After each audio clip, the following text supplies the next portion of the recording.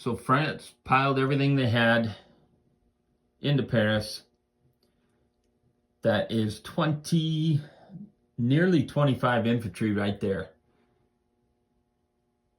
And they do have 2 fighters versus the Germans' 5 fighters. It's a real question of whether or not you should have them there. They get a role in the dogfight.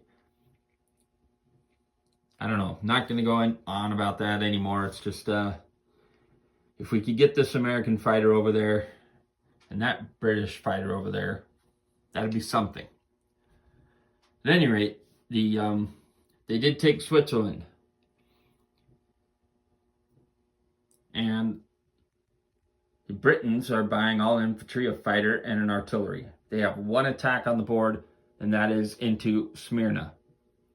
So they're going in with 5 infantry and an artillery, plus the battleship.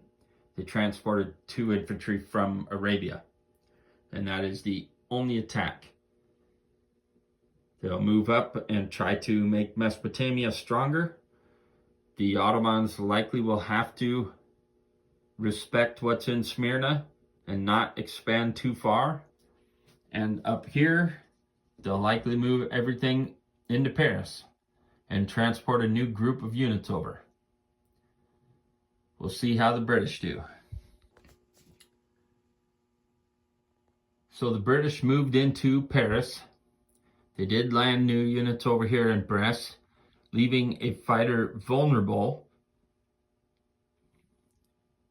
But it's probably worth it, because if the Germans decide to attack over there, then they're not attacking Paris.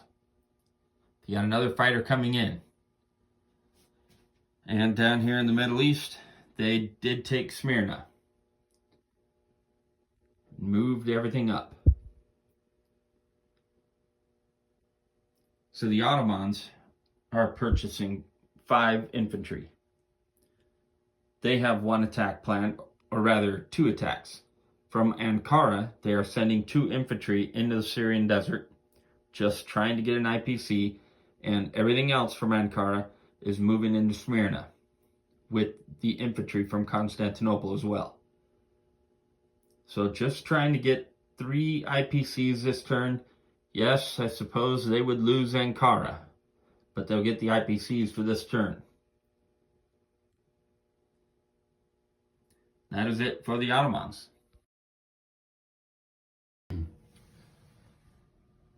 The Ottomans did take Smyrna, and they did take the Syrian desert. So they are back to being somewhat equal to Britain down here, and not under threat in Constantinople. There is the potential of transports heading this way, but they'd still have to endure the mines, and does somebody really want to risk that? The Italians did nothing but buy 3 infantry, of course, putting them into Rome and awaiting their fate. And the Americans are purchasing transport, a couple infantry, tank, and a fighter. I've already done some of their non-combat move because I didn't think we had an attack, and then I realized I did want to take out this naval group here of the Austrians. So that's 4 submarines, battleship, and a cruiser heading in there. Debated on whether or not to bring the cruiser, because 1 sea mine will take it out, and I'd rather not do that, but I want to eliminate that fleet all in one shot. So we'll see if that works. And that will be the end of round 15.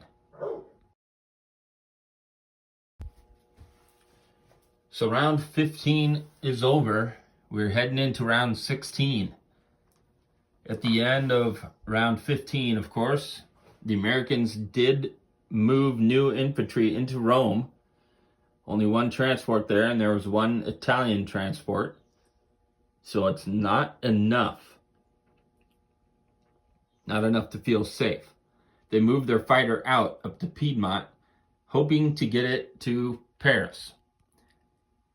As if it stays in Piedmont, that's a 4 fighter to 1 advantage that the Austrians have, and you probably just lose the fighter anyway. Where up here, and they have to get Paris or London So even if Rome falls, that is not a victory condition.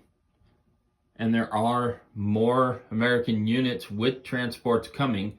So if Rome manages to survive this round, it's possible that they will be much stronger next round.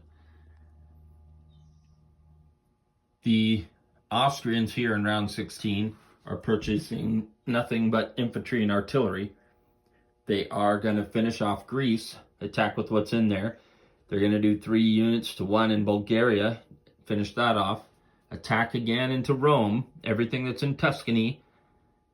They're going to move 1 of those units from Tuscany down to Naples just to take it, and everything that's already in Rome.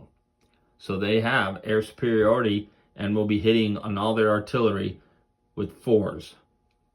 So possibly Rome will be in Central Power's hands at the end of this turn. And that will be it for the Austrians.